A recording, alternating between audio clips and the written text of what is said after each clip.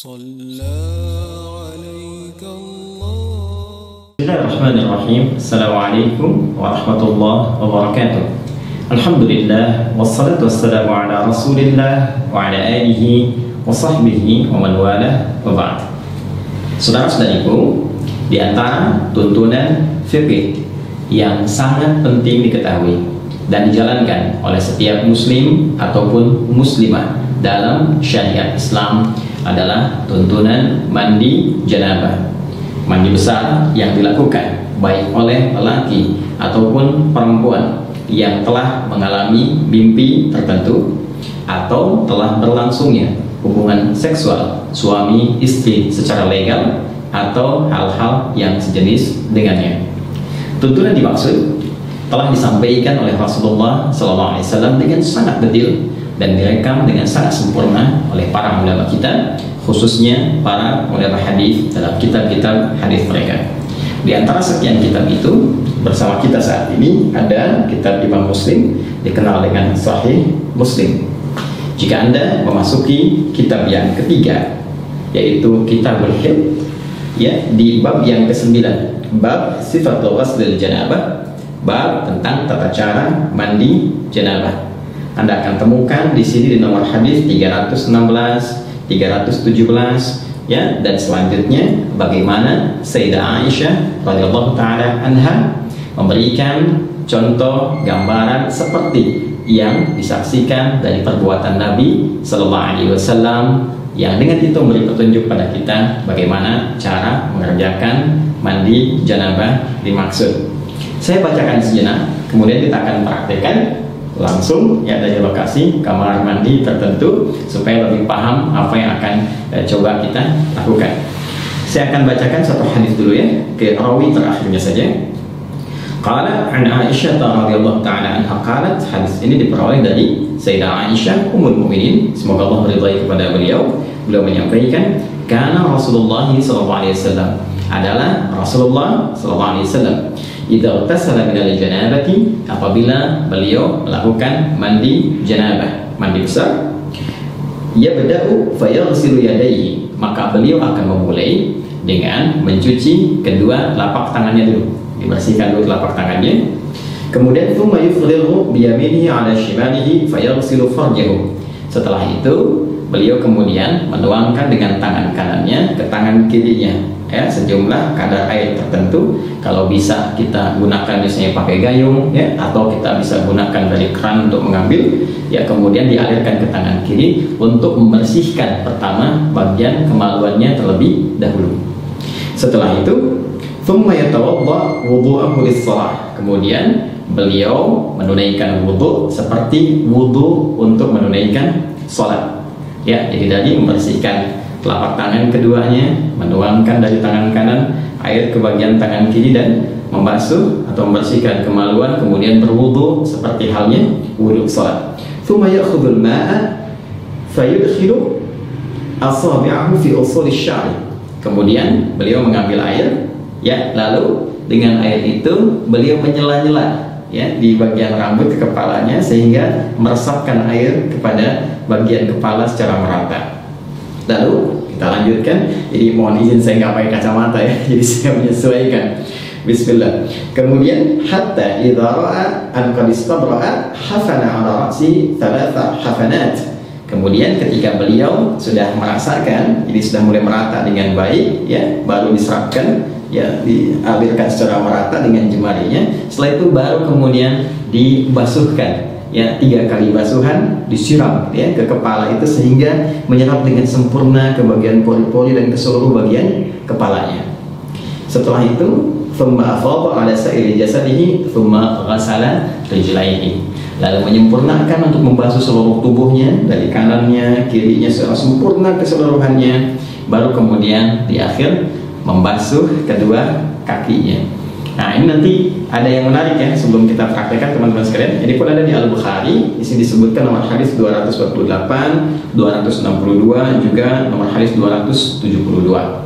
Nah, ada yang sangat menarik teman-teman sekalian. Saat beliau mempraktekkan tata cara mandi janabah ini dalam perihal wudu, jadi yang hadis pertama menerangkan kepada kita dalam wudhu ini dilakukan seperti halnya sholat, tapi membasuh kakinya diakhirkan. Ya, membasuh kakinya diakhirkan. Jadi setelah kemudian tuntas keseluruhan, ya, kemudian sampai dari kumur-kumur, ya, setelah itu istinsyaq wajah, tangan sampai siku, kemudian kepala, kemudian telinga. Nah, ini kaki nggak dibasuh dulu. Ini hadis bagian pertama. Jadi setelah nanti yang tadi selesai, habis, baru terakhir nanti pindah tempat untuk bisa membersihkan kaki, ya, bagian terakhir. Nah, kemudian adapun hadis yang keduanya itu menyempurnakan keseluruhannya dalam wudhu. Jadi sampai dengan kaki, baru kemudian bisa dilakukan seperti yang tadi, sela-sela, guyur kepala, kemudian sampai dengan selesai dan tuntas.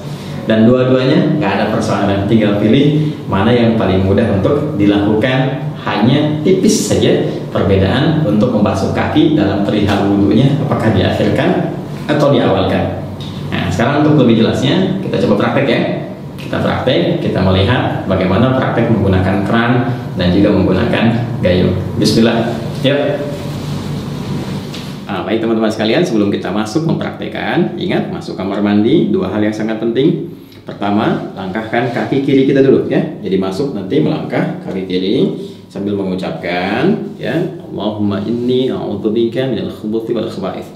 Ya Allah, aku berlindung kepadamu dari berbagai godaan setan, baik berjenis kelamin laki-laki ataupun perempuan yang membawa pada suasana yang tidak menyenangkan.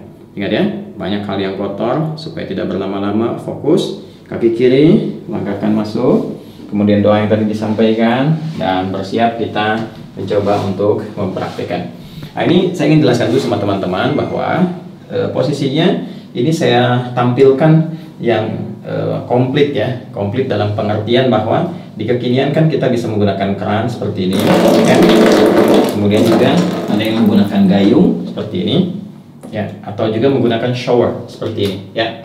Ini belum saya nyalakan dulu untuk memudahkan, nanti kita bisa gunakan secara bersamaan.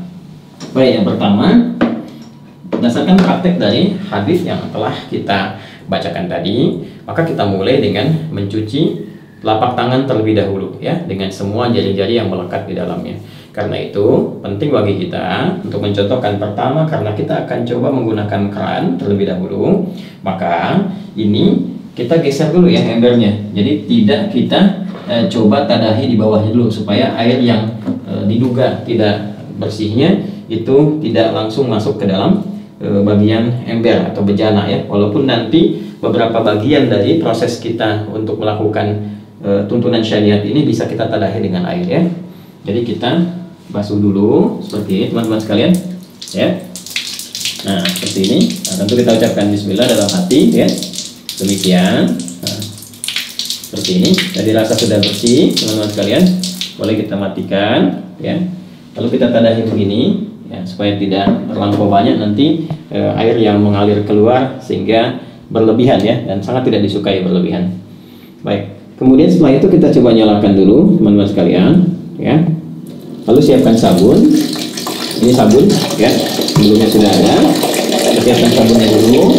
Nah, ini sabun penting karena nanti di dalam hadisnya teman-teman sekalian, itu nanti saat membasuh kemaluan, itu tangan setelah itu dibasuh dulu menggunakan tanah. Dalam hadisnya itu, ya, tanah. Nah, ini sebagai pengganti dalam konteks tanah itu bisa menggunakan apa? Menggunakan sabun, ya. Jadi intinya membersihkan kotoran, mungkin bakteri atau yang lain yang melekat di dalam tangan setelah membasuh kemaluan. Tadi sudah kita tangan sudah kita basuh, ya, sudah kita bersihkan. Setelah itu kita lebih baik sambil jongkok seperti ini, ya, sambil jongkok, karena mungkin sisa-sisa dari bagian tubuh kita bisa juga dikeluarkan untuk mengalir. Kemudian setelah itu dibersihkan bagian kemaluan, ya. Jadi ambil air, teman-teman bersihkan bagian kemaluan dengan rapi, dengan bersih. Nah, setelah kemudian ini hadis tadi yang tidak sempat saya bacakan, ya, hadis yang keduanya, karena untuk mempercepat, ya, untuk mempercepat ke praktek. Jadi nanti setelah dibersihkan, ambil sabun, ya, di sabun diambil secukupnya. Kemudian, nah, seperti ini, ya. Nah, kita bisa kemudian cucikan dulu, basuhkan, kemudian baru kita bilas dengan menggunakan air seperti ini, ya. Nah, sudah selesai. Baik. Nah, ini sudah bersih bagian kemaluan. Lalu setelah itu kita bersiap untuk berwudu seperti wudunya sholat, ya. Jadi ini saya coba singkapkan dulu teman-teman sekalian. ya sampai sini supaya ini bagian siku juga bisa ada batas yang terlihat seperti ini ya. Kita mulai wudhu seperti halnya wudhu untuk sholat. Nah ini seperti biasa ya. Nah boleh kalau mau begini lagi, ini kan sudah bersih di tangan tadi ya, begini. Nah sudah berniat dalam hati kita, ya bismillah sudah kita ucapkan juga ke dalam hati kita. Kita mulai ya. Baik. Nah ini kita bisa berkumur-kumur seperti biasa.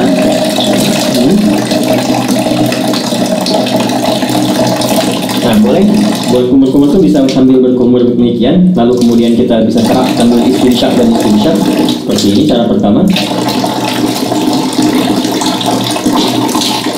Jadi saya sambil menyerap ke hidung bagian, bisa juga kumur-kumurnya seperti tadi. Saya coba membersihkan bagian gigi ya, itu kebiasaan saya supaya kotoran-kotoran di makanan juga bisa sekaligus bisa keluar ya seperti tadi. Atau nanti kumur-kumur itu lalu bagian istinsyaknya boleh yang istinsyak dan istinsyak itu menghirup air ke hidung ya, kemudian istinsyak dikeluarkan. Nah dalam suasana COVID semacam ini itu penting karena nanti reseptor-reseptor virus itu yang suka menempel di bagian hidung ya, sebelum masuk ke laring, ke faring, lantas ke paru-paru, kita berlindung dari semua itu ya. Nah ini bisa setidaknya bisa dikeluarkan dengan istinsyak, menghirup air ke hidung dan istinsyak dikeluarkan seperti contohnya ya, hirup ya, jelas ya, baik. Nah ini teman-teman sekalian sudah, kemudian seperti biasa ke wajah ya.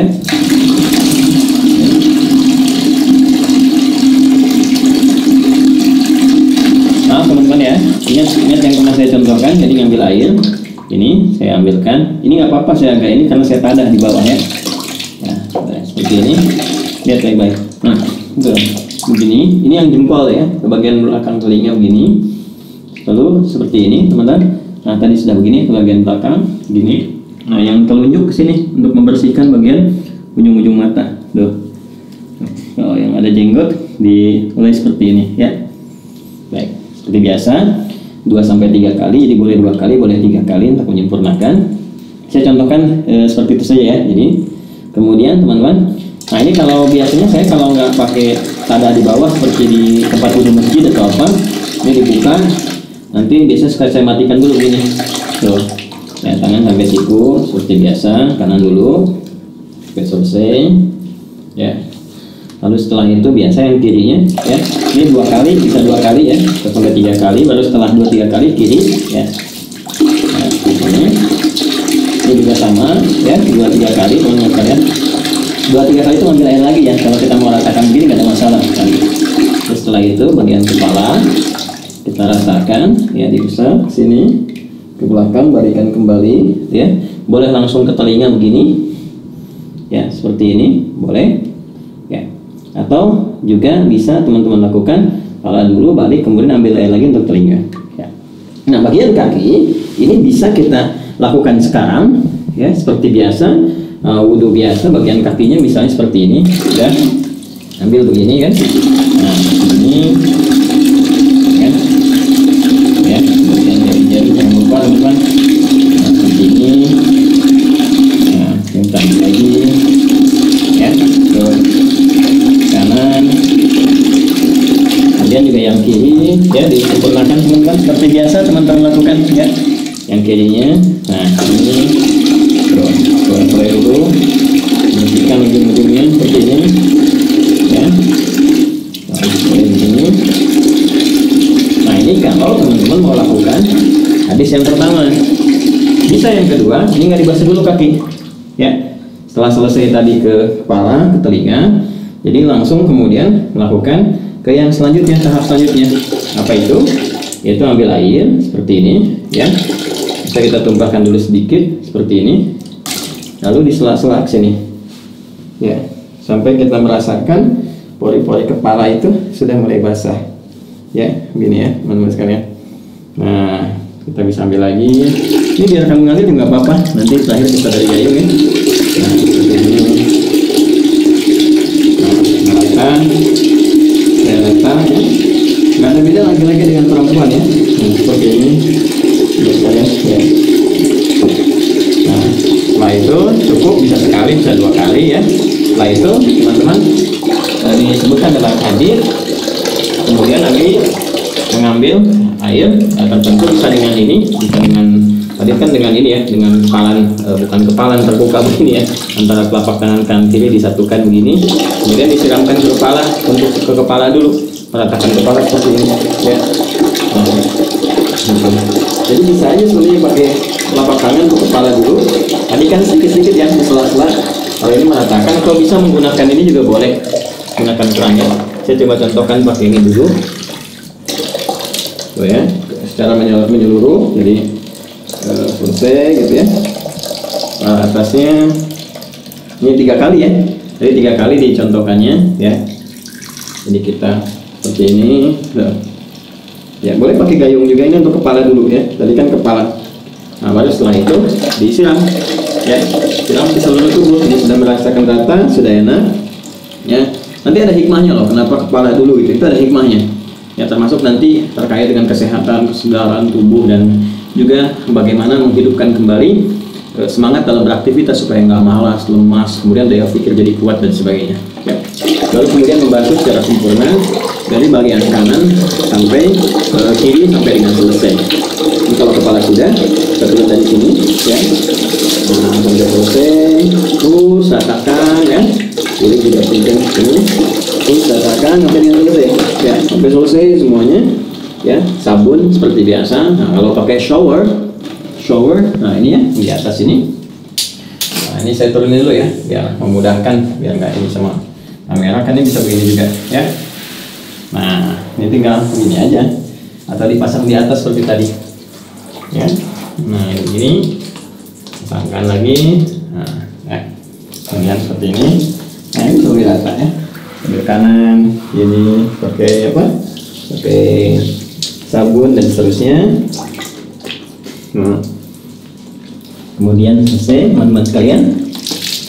Nah ya, jadi ini sudah disabunin, rata semua. Nah, kalau bagian pertama tadi yang kakinya belum dibasuh, belum dibersihkan, maka berpindah tempat ya. Berpindah tempat tuh gini, supaya tidak teraliri oleh air yang tadi sudah kita basuhkan ke tubuh kita, sehingga masih bercampur kotoran-kotoran yang mungkin tidak mengalir sempurna. Itu ya hikmahnya. Maka berpindah sedikit, pindah sedikit kan. Kemudian kita mulai basuh kaki ya, yang tadi belum terbasuh dalam wudhu tadi pada hadis yang pertama.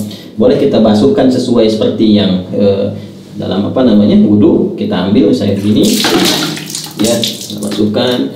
Nah, seperti ini ya, ini basuh kaki secara sempurna ya kan. Lagi, nah seperti ini ya. Atau karena saat mandi tadi kan sudah bersih, gosok-gosok, bisa tinggal begini juga bisa ya, begini bisa. Nah seperti itu. Nah cuma kalau kita ambil hadis yang kedua, hadis yang kedua kita ingin gunakan wudhunya sempurna sampai dengan ke kaki seperti tadi saya contohkan, maka yang terakhir nggak perlu dilakukan lagi ya, cukup kita siram aja untuk selanjutnya kan, selesaikan dan sudah selesai. Nah karena sudah mandi besar itu menghilangkan hadas-hadas yang besar, otomatis yang kecil juga hilang ya. Jadi tidak perlu kita berwudu kembali. Kalaupun ada yang ingin berwudu kembali ya tidak dipersalahkan juga. Tapi karena sudah selesai kan tadi wudu sudah, kemudian mandinya juga sudah, jadi tidak wudu pun ya tidak menjadi persoalan, tidak perlu wudu lagi, tinggal pakai handuk ya, diselesaikan, dirapikan dan selesai tuntas. Nah ini teman-teman admin nggak bawakan handuk, jadi saya harus keluar untuk contohkan dulu, keluar kamar mandi dengan menggunakan kaki kanan. Ya kita keluarkan menggunakan kaki kanan seperti ini ya, sambil kita mengucapkan ghufranaka ya, ghufranaka alhamdulillahilladzi adhaba 'anil adha wa 'afani ya. Ya Allah ampuni kami, ya Allah maafkan, karena saat tadi di kamar mandi kan kita nggak berzikir ya, nggak mengucapkan kalimat thayyibah, dan dalam situasi tempat yang tidak bersih dan penuh dengan godaan-godaan setan. Kemudian kita juga bersyukur pada Allah, segala puji bagi Allah yang telah menghilangkan berbagai gangguan dan menyehatkan kita setelah kita mandi kembali. Jadi mandi itu ada kaitan dengan kesehatan, kekuatan. Nah, itulah Islam mengajarkan kita. Teman-teman sekalian, itu yang bisa di-share, disampaikan. Wah ini udah dicontohkan sepenuh hati, fisik dan jiwa. Jadi kalau belum jelas juga ya tinggal berikan petunjuk lah dengan cara apa lagi saya mesti mengajarkannya. Ini hadisnya sudah ditampilkan, maknanya sudah disampaikan, basah-basahan juga udah, tinggal mudah-mudahan bermanfaat. Ya, saling mendoakan. Terima kasih. Subhanakallahumma wa bihamdika asyhadu an la ilaha illa anta astaghfiruka wa atubu ilaik. Assalamualaikum warahmatullahi wabarakatuh.